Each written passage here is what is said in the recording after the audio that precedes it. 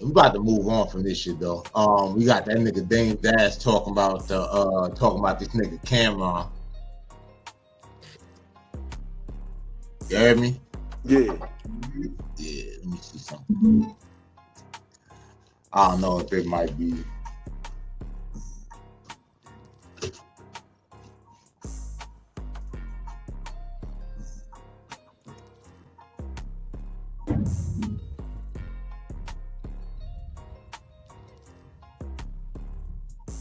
It was a comment you made earlier about money management, and I want to ask you how you feel about the people that say you was mismanaging the money at Roc-A-Fella. Yeah, that's not even worth acknowledging. I just say mind your business. Like, you don't know what you're talking about. Again, talking about another man's business is feminine. Me addressing other men talking about my business is feminine. The only time that I feel the need to address a narrative is when it's with my money. But it's not with my money right now. This narrative right now. But it's good that, as you see, I have people I work with that will call me and find out if it's true. But just naturally, it's like they do make it hard for people to do corporate business with me with all this shit in the newspaper all the time, because most people don't use their own money, so they can't take chances. You understand what I mean? So like the people that corporate, they're like, yo, if you get it, like there's certain contracts, it'd be like if you get accused of something, not even convicted, you could lose all your deals. I'm a person that they just make shit up. I just got arrested by the FBI. This is a white man calling me, telling me this. And they had it in AI. That's how starving everybody is to put me in the algorithm to show me suffering, that they make up visuals. It's like I'm more flattered that people care so much about my money. But I don't recall ever running around saying, I feel like I'm the guy that's always been like, I'm broke. Like, hustlers don't say they got money because you become a target. The only... Hey, yo.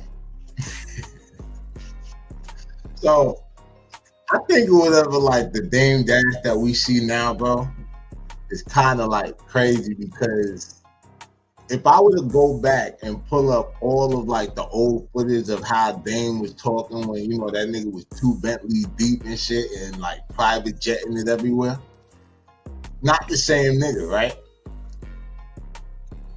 And the reason why everybody cares is because of the fact that when the nigga was on top, he let niggas know it, and then it's like if you weren't where he was at, he let you know it. So anytime that you create that, you know what I mean, like that kind of energy around you, the minute you fall on your face, nigga,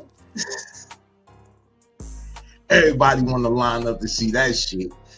You know what I'm saying? Like, and that's what I think is more of, bro. I don't think they truly got a problem with Dame or even anything he did, because in my eyes, every move that he made put all of those artists where they at now. No, y'all got a problem with when he was doing his thing, that you had to sit there and watch it.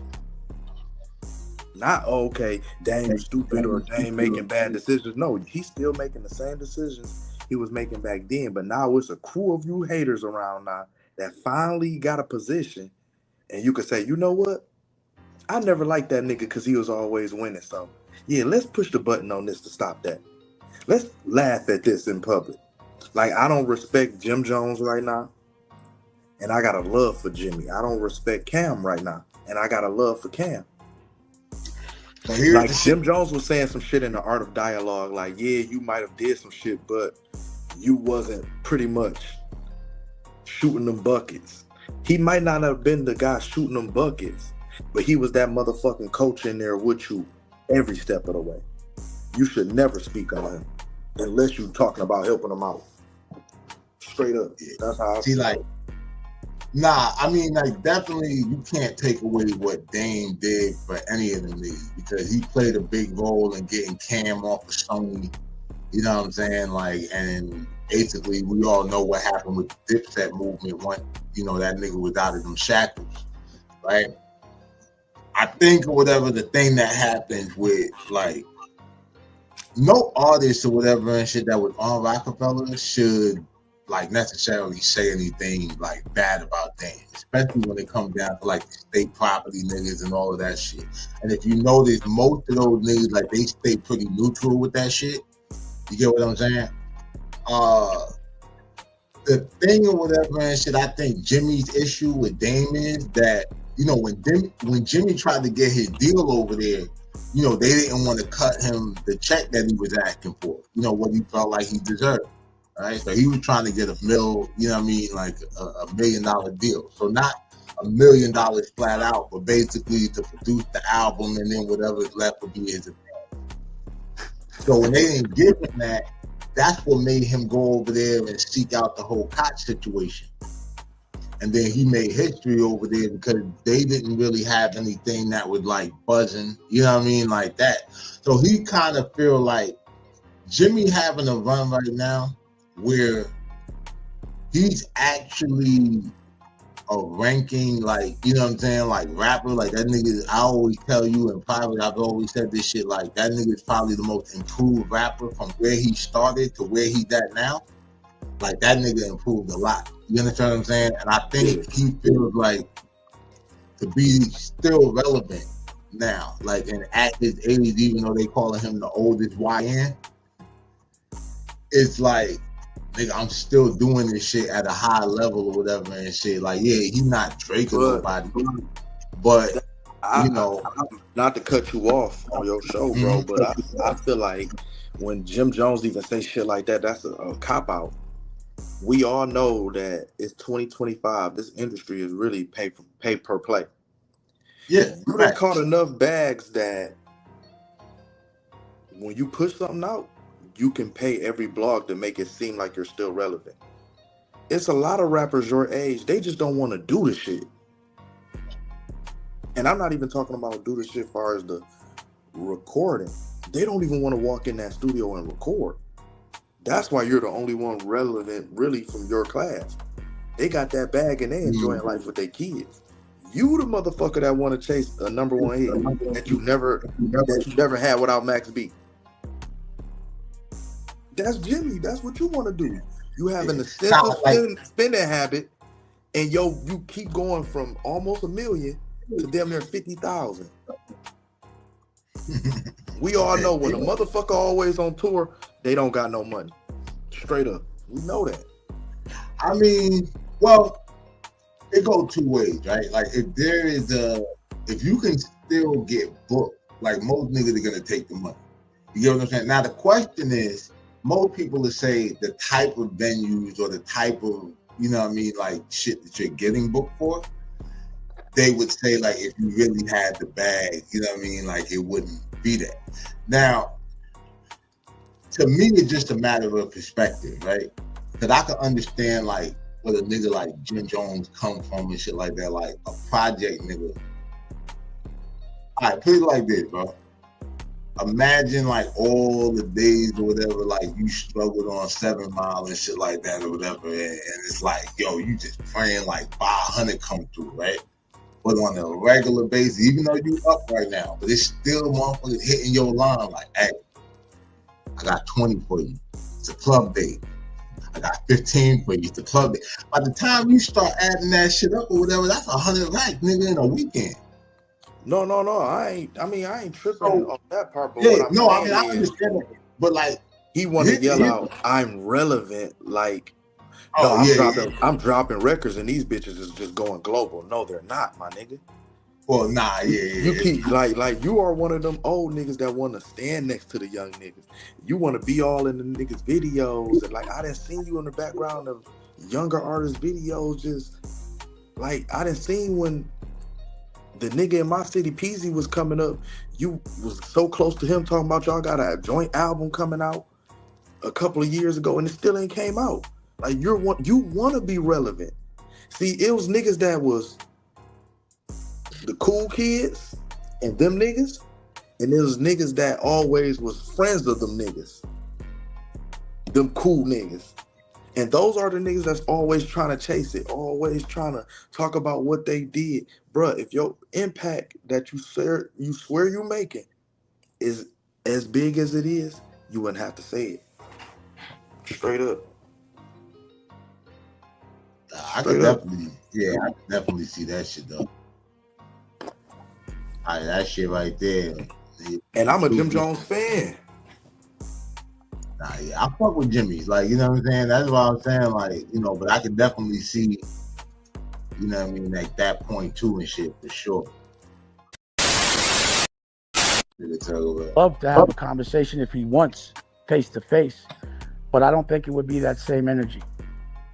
But I love Cam, and we'll deal with that. Like, if you saw someone that's supposed to be an OG not acting like one because one of the people that are younger than them did something that you wouldn't do, and then it says, all right, now I'm gonna do that, then that takes away from my OG-ness. You know what I mean? And I'm not gonna do that for this platform. So it's all right. I'm not offended by the question. You know, I talked to like, you know, other people from Harlem, and overall we decided talk to him when you see him. But I don't think it's a good look for him to be talking about anybody's pockets ever. Like I said, it's not the most masculine quality. I'm not saying anything, not trying to disrespect him, but it was something I never thought I'd see him do about anybody, nonetheless me, is talk about somebody's pockets. But you know what? The only thing I was let me say this. The only thing I was disappointed for Cam when he did say that, he didn't let the world know that every time he calls me, I still front on him. So when he calls me recently with all of these things, you know, before he got upset because of whatever I said about 50 Cent, I'd be like, yo, we still fronting. So every time I call him, I'd be like, yo, I'm in a different house. Show me your house. I was just wondering why he didn't talk about that. Like every time he's seen me, he's never seen me look like I've mismanaged my money. It just seemed like it was promoting a narrative. What makes me sad about that is that hey, but bro, there's the episode on It Is What It Is. Him and Mace did a whole like segment about how Dame still be like stunting on niggas and shit like that. The actual shit that he's talking about where Cam said that, like the full context of it, with this, right? Dame, when niggas call Dame broke, they're calling Dame broke in comparison to where he was at. You get what I'm saying? Like before, you know, the Roc-A-Fella split and you know what I mean, all of that shit, right? Now the whole thing about it is this. One thing I know just from knowing niggas who know Dame, before that nigga is like broke, how niggas say, we'll see Dame in the Fed, bro. For like tax evasion, maybe not for like selling no dope or nothing like that, but definitely for some kind of like financial scam and shit. Cause he's a smart nigga, like you understand what I'm saying? Like he'll do some white collar shit before he just fall on his face, like you know what I mean. And then he'll be trying to be like the Black Wolf of Wall Street, like he come out write a book, you understand, like and speak at colleges and shit, because the nigga's story is unique, bro. Like, you know what I mean? A young nigga from Harlem started hustling, paid his way through private school. You understand what I'm saying? Like, all this shit. Like, this nigga got a hell of a story. And I think, like, in the midst of all the media shit, niggas forget about, you know what I mean? Like, that's what that nigga comes from. His mom died early. Like, you understand what I'm saying? So he's always kind of been on his own. Like this nigga was securing record deals at 19 years old. But listen, now let me throw this wrench in the toolbox. Listen, now another problem that I think Dame Dash got, and why it seemed like his luck so hard, nobody want to offend Jay and Des Perez or whatever the bitch name is. They don't want to offend him, so they're not about to rock with Dame too hard or give him too much, you know, fucking with, because they don't want to offend Jay. Oh yeah, well, it's definitely some picking sides, and when it comes down to like OG1 and you know what I mean, like all that shit. See, that shit cut back to the streets, and you know when he tried to, so you know the whole situation supposedly with DeHaven and Jay came from I guess when DeHaven got bad, the nigga Jay went around DeHaven or whatever and got at the plug. So supposedly there were niggas around like behaving that, you know, had an issue with that. Like, yo, this nigga did some snaky shit. You get what I'm saying? We know how this shit go. Like, that's the only way the nigga gonna hold some power in there, because he still got the nigga that's only gonna fuck with him. Mm-hmm. So the nigga, like, I guess it was some shit where like maybe nigga took a shot at Jay, or I don't know, like, you know what I mean, whatever it was, but it caused some friction, and I guess it was like nigga was put on notice. And hey, what's that verse that nigga say? Niggas wanted to end me, and y'all, and you still hang with her? Yeah. Yeah. Shit like that. Don DeMarco. But yeah, so, you know, it just but yeah, I mean, my whole thing take on the like Dame thing or whatever, like I could definitely see his point of, you know, feeling like shit if Cam had something to say, but at the same time, you know, the full context of that conversation was not necessarily like that Dame was broke now, because they had the conversation about this nigga stunting with the houses and shit, saying like, yo, you hear my lake? Nigga say, yo, he said, yeah, I hear his lake. He's like, he's showing me the lake and asking, can I hear it? You understand what I'm saying? Like, and then he takes you outside and show you the lake. So like, yeah, he showed the part of whatever way he's done. The context of it was other people saying that he's broke or whatever and shit, and how, like, if that nigga was a little more conservative, all right, but think about it like this. If that nigga Dame was frugal like 50, imagine where the fuck he be at right now. Right. But I like, just feel like 50 blow the bag. You know what I'm saying? But no, I mean, he should have found the right we agree on that. Yeah, we agree on that. Like, you understand what I'm saying? Like, I would just say in the context of the conversation now, yeah, like, that's your man. That's, you know, technically big, bro. Like, you understand? Like, that nigga help your career, bro. Like, even before, like, the Sony shit. You know what I mean? That nigga was, for real. You know, with me. So, I wouldn't have said that shit. You know what I mean? Like, not, you know. But then again, I've never had anybody do for me what Dame had done for Cam'Ron.